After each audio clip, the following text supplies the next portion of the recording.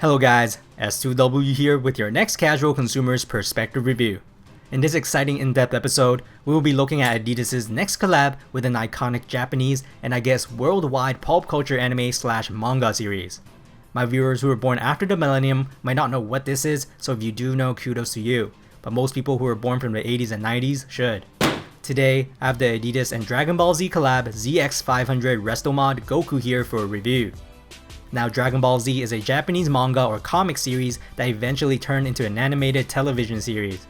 It is the world's second most best-selling manga series to date, and credited as one of the main reasons that manga are so popular, even as to influence many other manga titles that are still distributing today.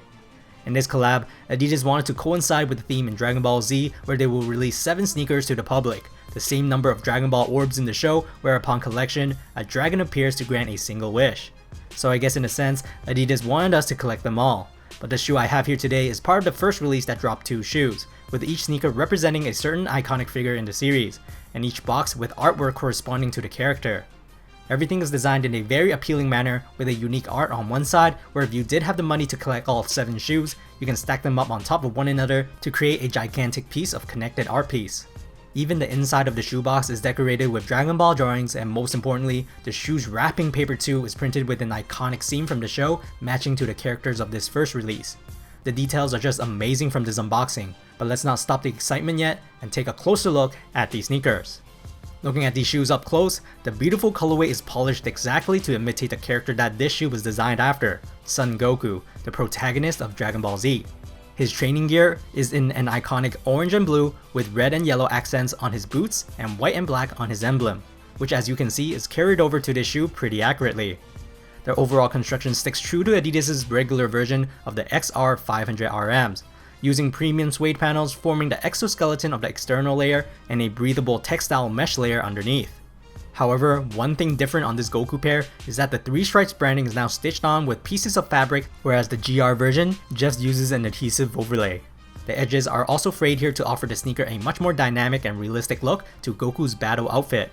The mesh layer is very thin, just like normal models, perfect for those who tend to sweat a lot, whereas the toe box canvas has more of a thicker glossy interweaving for that vintage look. The suede up close is very smooth and soft to touch, buttery enough to change colors as I swipe against it, yet also act as the supporting structure of the shoe. Other than that, both the lateral and medial side is essentially the same visually, minus the extra cosmetic embroidery cloud artwork on the medial side, which in the show is called the Nimbus, Goku's mode of transportation early on in the story. On top of the sneakers, we will see a red plastic lace closure threaded with flat red nylon laces to accompany the shoe. Under these laces is the blue separated tongue of the sneaker, with crazy details again by applying distressed edges with yellow threading going around the sides of the tongue textile. Of course, we cannot miss the white patch with Adidas' trefoil branding embroidery, and flipping this patch over is another embroidery in the form of the 1-star Dragon Ball, which I believe signifies the first shoe of the 7 releases. Looking at the back of the sneakers, we have a short elevated heel pull to help putting on the shoes, decorated with a piece of off-white suede textile with an embroidered character that represents Goku's family symbol, the same symbol that you see Goku wearing on certain episodes. Inside the shoe, we have a blue colored collar lining that basically envelops the whole back internal wall coating as well. The cushion padding here is only puffy at the Achilles area, leaving the ankle region exposed to only a thin piece of filling, but I guess it's better than nothing. These sneakers do come with quote-unquote removable insoles, but you will have to rip them out like I did here, as it's glued down to the footbed originally. But I just had to do it to let you guys see this piece of beautiful surface printed with more graphics and symbols from the show, and most importantly, the loud and bold Dragon Ball Z and Adidas Originals branding. The insole is quite foamy by touch, so in case if you worry about the cushioning, these do add extra points to that.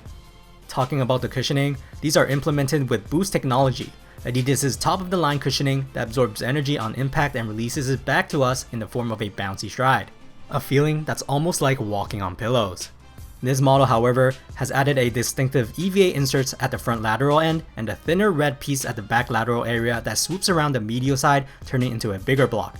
And on this piece of EVA, a certain sound effect is printed on here in Japanese in the direction of the Nimbus Cloud embroidery, which is exactly the pronunciation of what you would hear when the Nimbus Cloud is flying.